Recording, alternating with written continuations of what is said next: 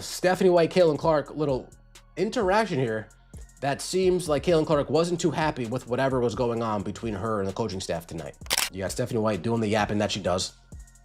Caitlin Clark doesn't want to hear it. Physically cringing. Look at this. Physically cringing, looking physically ill. Looking physically ill. Physically ill by whatever Stephanie White's saying. Like, damn, I'm tired of hearing this. Caitlin Clark had just gone through a game she would probably want to erase from memory. But what happened after the final whistle may have raised even more questions. As the cameras looked for reactions, attention quickly shifted toward the sideline where something seemed noticeably off. Why did Caitlin appear so distant? Was there tension with Stephanie White, or was something else happening behind the scenes that fans completely missed?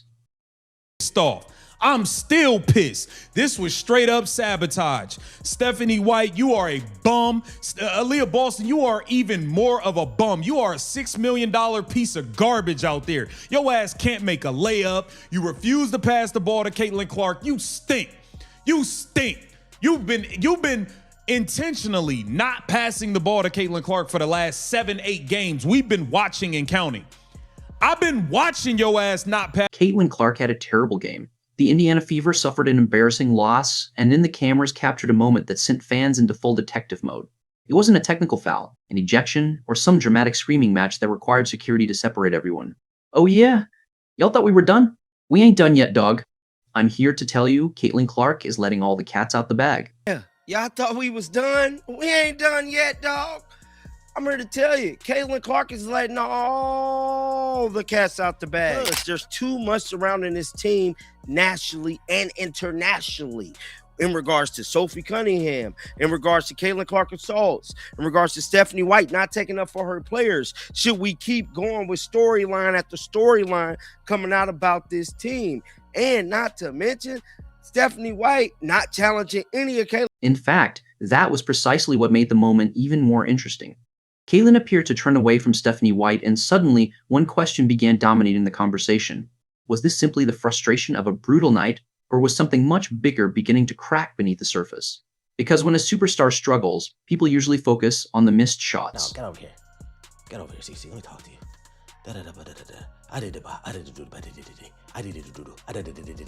Don't you walk away from me.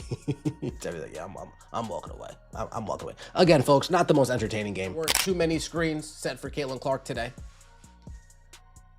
Personally, I wanted to see her be a little bit more aggressive. She finished taking 15 shots. Me personally, she finished the first half shooting 2 for 7. Shoot, if we're shooting 2 for 7, at that point, shoot 2 for 11. Keep hunting that shot. Keep hunting that shot. When a team loses, people usually blame the defense. But when the body language between a franchise player and her coach starts becoming the main topic after the game, the conversation changes very quickly. And this particular loss gave fans plenty to debate. The Fever entered the game against a Dallas Wings team that had been struggling, yet Indiana walked away with a frustrating 91-85 defeat. 91-85. I'm disgusted, B. I'm not even going to lie to you. Kelsey Mitchell did have a good game. She dropped 37 points. She officially passed A'ja Wilson, so she has the most consecutive 20-point games. With that being said, Stephanie White, can we get back to trying to win basketball games now? She has the streak. She won it. She won it. Can we get back to trying to win now? Because I think this is nasty. All right, it was blatantly clear to me that she was making this game about Kelsey Mitchell, to the point that Aaliyah Boston's not playing good. Caitlin Clark's not playing good. Like, let me tell you something stupid. We ain't gonna win nothing like this. Caitlin Clark finished with 10 points, 9 assists, and 4 rebounds, but the shooting numbers were ugly, as she went 4 for 15 from the field and 2 for 8 from three-point range. There is no reason to sugarcoat that performance.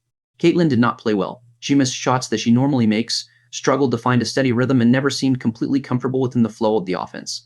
For a player capable of taking over a game with one deep three-pointer and turning an ordinary possession into a highlight before the defense even realizes what happened, this was a night when almost everything felt slightly off. However, that's where the argument becomes much more complicated, because one of the loudest complaints from fans was not simply that Caitlin missed shots. The complaint was that she couldn't find her rhythm. And to be clear, this is not a criticism of Kelsey Mitchell. If a player is scoring 37 points, nobody should be pretending that she needs to apologize for being good at basketball. Mitchell did exactly what a scorer is supposed to do when the opportunities were there. She attacked, knocked down shots, got to the free throw line, and carried a massive share of the offensive load, everything to do with them seeing Caitlin Clark climbing that MVP ladder, and they said, hell no, we are sabotaging this, and that is exactly what happened. The Indiana Fever lose to a team in the Dallas Wings that lost 8 out of their last 11 games. You could thank Stephanie White, who wanted to make it all about Kelsey Mitchell. I am disgusted with the Indiana Fever. I am disgusted. Stephanie White, get your bum ass in the trash. Get your bum ass in the trash. You are a bum of a coach. You are terrible. You are terrible. You mean to tell me the very first play of the game was ran for Kelsey Mitchell? Caitlin Clark threw her a bounce pass. Kelsey Mitchell went to turn the corner, got fouled, went to the free throw. The problem, according to frustrated fans, was the balance. They watched the offense and felt that Caitlin wasn't being given enough opportunities to get comfortable before the game started slipping away. They pointed to the lack of early pick-and-roll actions designed specifically for her, the limited movement used to create clean three-point looks, and several possessions where she appeared to give up the ball without getting it back. That's an important distinction, because there's a difference between saying Caitlin Clark should shoot every possession and saying one of the most dangerous offensive players in basketball should be actively involved in the offense. Nobody's asking for the Caitlin Clark Basketball Association, where everybody else stands in the corner and waits for a government-issued permission slip to touch the ball. Basketball doesn't work that way. When she's reduced to standing off the ball for long stretches, the offense can start looking like someone accidentally changed the Wi-Fi password, and nobody knows where the connection went. That was the frustration surrounding this game. Fans felt that Kelsey Mitchell was being deliberately established, while Caitlin was expected to figure things out later. By the time the Fever began putting her in more favorable actions, she had already missed enough shots to make the entire night feel like an uphill climb. Get hacked down there every play. We seen her get tackled tonight alone.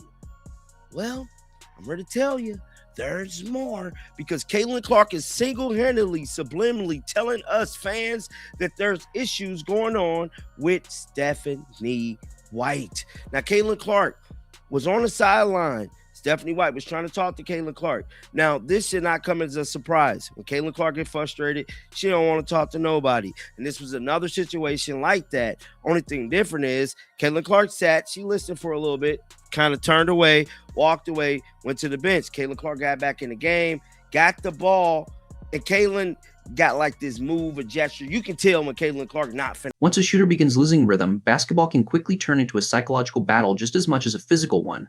Every missed shot adds a little more pressure to the next attempt. Every possession starts to feel heavier, and an aggressive defender suddenly seems even harder to beat. Instead of playing freely and reacting naturally to what is happening on the floor, a player can gradually become more aware of the misses that came before.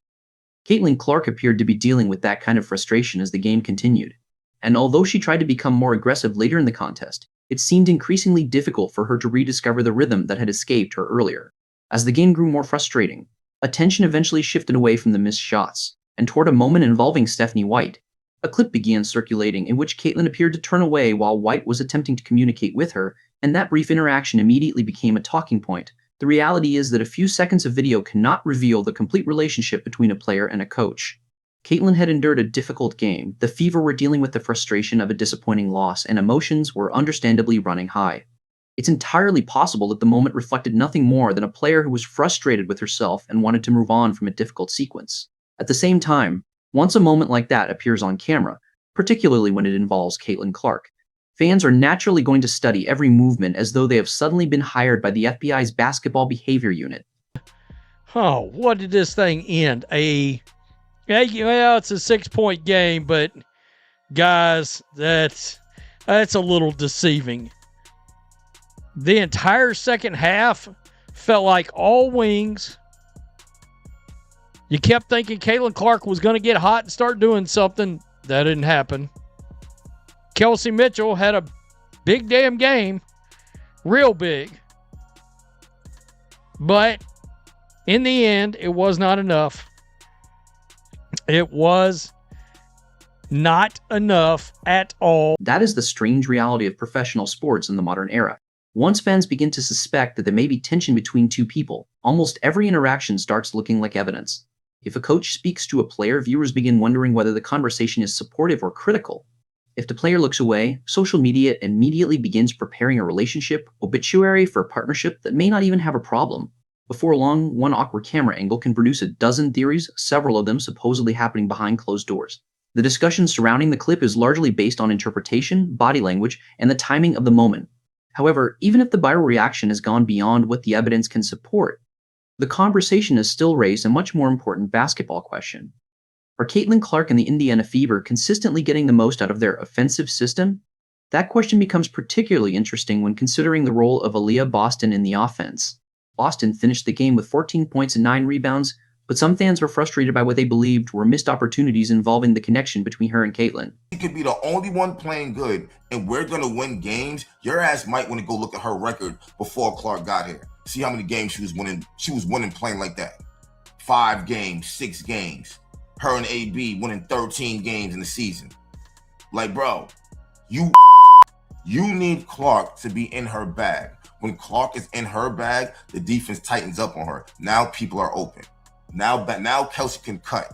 Now all kind of good things happen. When you go through Kelsey, everybody's just standing there. What don't you get about that yet? Like, oh my God. Like, Clark, please, I need you to get away from her, man. I know, I love Steph. We ride, whatever. We need you to go somewhere where you're a priority, bro. Because you're not the main priority. Even so, the concerns about offensive chemistry shouldn't be dismissed entirely because Caitlin and Boston have the potential to form one of the most effective two-player combinations in the league. Caitlin's ability to stretch the defense and create passing opportunities, combined with Boston's ability to operate around the basket, should constantly put opposing teams in uncomfortable situations. When their chemistry is working properly, defenders are forced into difficult choices.